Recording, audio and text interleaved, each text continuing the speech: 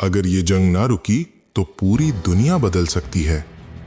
Iran, Israel और America, ये सिर्फ एक जंग नहीं बल्कि एक ऐसा तनाज़ा है जो तीसरी आलमी जंग की शक्ल इख्तियार कर सकता है। ये कहानी आज की नहीं बल्कि कई साल पुरानी है। ईरान और इस्राइल के दरमियान दुश्मनी 1979 के इनकलाब के बाद शुरू हुई, जब ईरान ने इस्राइल को अपना सबसे बड़ा दुश्मन करार दिया।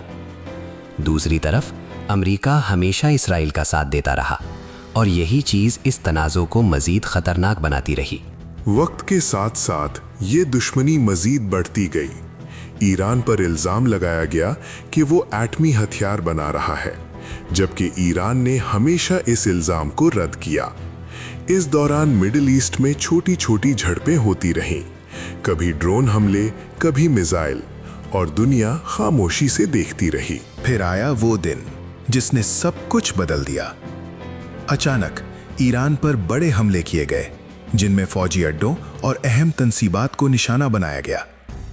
ये हमले इतने शदीद थे कि ईरान को फौरन जवाब देना पड़ा, और यही वो लम्हा था जब एक छिपी हुई जंग एक खुली जंग में तब्दील हो गई। ईरान ने खामोश रहने के बजाय भरपूर जवाब दिया। बैलिस्टिक मिसाइल और खतरनाक ड्रोन्स के जरिए दुश्मन के ठिकानों को निशाना बनाया गया। ये हमले सिर्फ एक पैगाम थे कि ईरान पीछे हटने वाला नहीं। जैसे जैसे जंग बढ़ी, उसके असरात पूरी दुनिया पर पड़ने लगे। तेल की कीमतें आसमान को छूने लगीं, मईशत हिल गई और दुनिया एक नई जंग के खौफ में मुब्तला हो गई।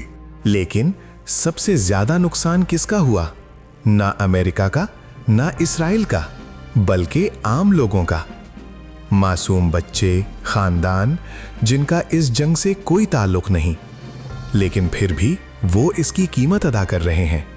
ये जंग हमें एक सबक देती है कि ताकत की लड़ाई में हमेशा इंसानियत हार जाती है, और अगर दुनिया ने इस जंग को ना रोका तो शायद आने वाला वक्त और भी खतरनाक हो। आप क्या सोचते हैं? क्या ये जंग रुक जाएगी या दुनिया को एक और बड़ी तबाही का सामना करना पड़ेगा?